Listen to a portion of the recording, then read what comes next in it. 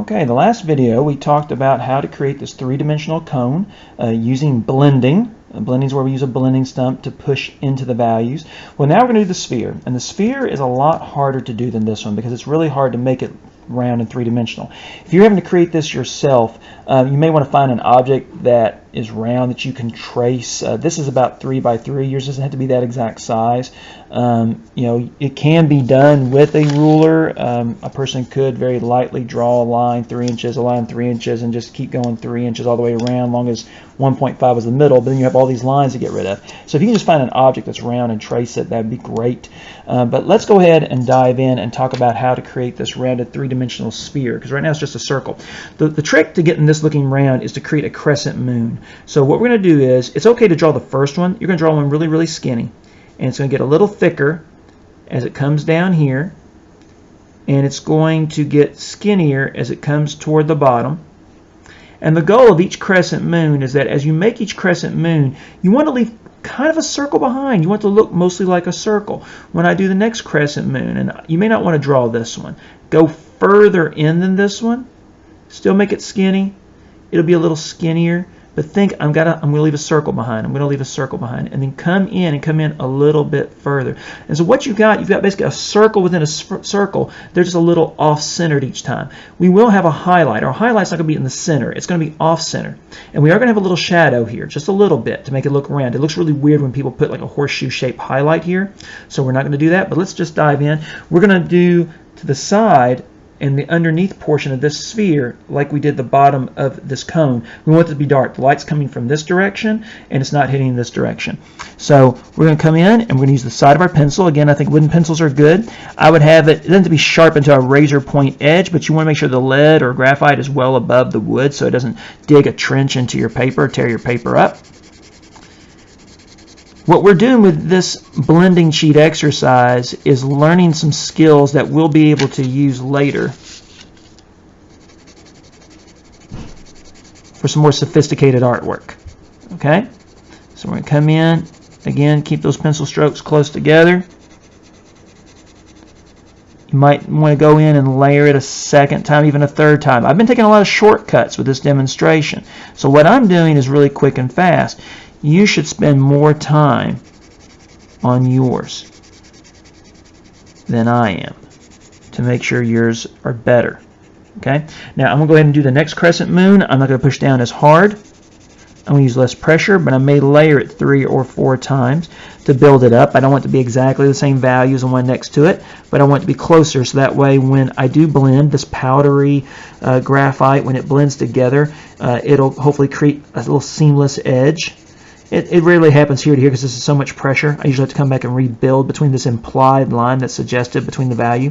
Remember that all lines are not always actual. Sometimes they're implied. They're suggested, where like one color meets another color, or one value meets another value, or maybe like one edge meets another edge. It's not always an actual line that's created. And I'm going to go ahead and create another crescent moon. I'm just going to try to come in and lightly shade it, come in a little further. Use very light pencil strokes. It helps, I think, to hold the pencil back here. It doesn't feel natural, but it helps you to concentrate on pushing down lighter, especially if you're a person prone to using hard pressure.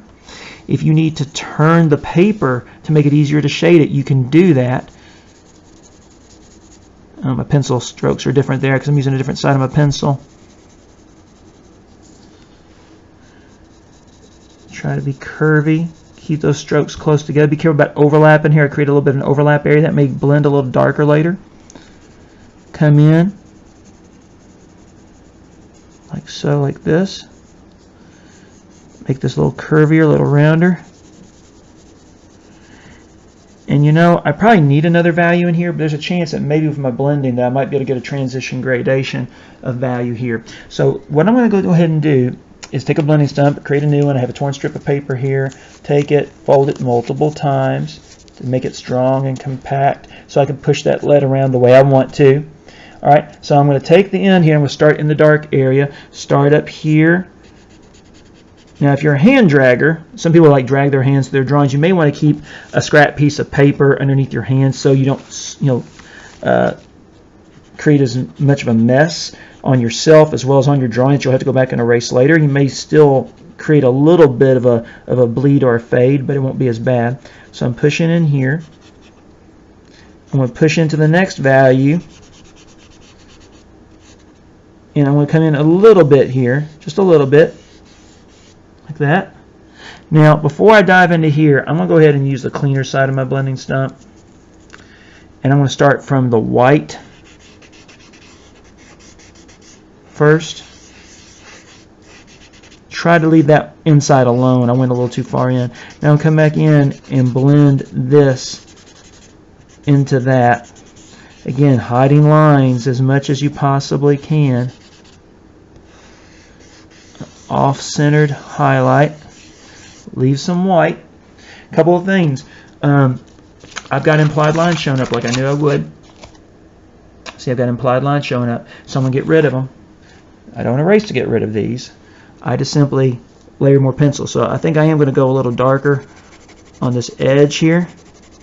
You got to be careful how hard you press because you could rip your paper. This paper that I'm using is more like printer paper. If you're using a sketch pad, it's going to be thicker, and actually it will take the lead a lot better than this will. It'll look a lot better than what I'm doing with this printer paper if you're using a sketch pad. Or if I gave you one of these worksheets, then you'll have probably the same time I'm having. Come in, blend it a bit.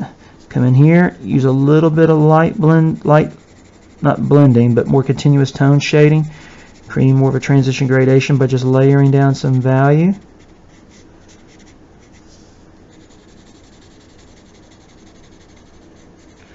Layer a little more down here, just a little, not too much. Let's come back, let's blend some more. Come back to the dark side of the force here, using my darker blending stump. If I need to get a new one, if I'm pushing too much and I'm wearing it out, I can make a new one.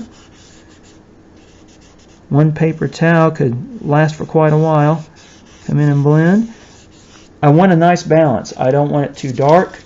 I don't want it too light. I want there to be a range of values. I'm still getting those implied lines. I don't like them.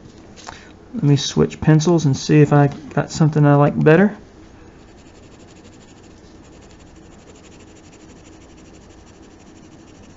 It's okay to rework and relayer.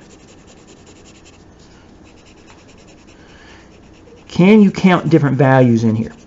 Sometimes we just get in our head that, oh yeah, I've done it. I've created transition gradation of value. Can you see them? Can you? Let's lay a layer here. Sometimes it helps to take a white piece of paper and just, put one on each side and just see, can you see a difference in the values or not? That can help too. That way, your mind isn't getting in the way of what you're doing. Come in, let's blend some more.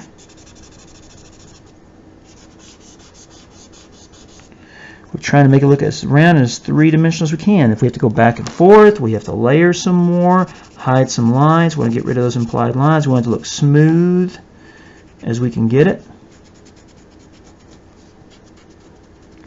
I'll clean this up some. If I need to clean my highlight, remember, if you clean your highlight up, don't leave a nice perfect white circle, okay?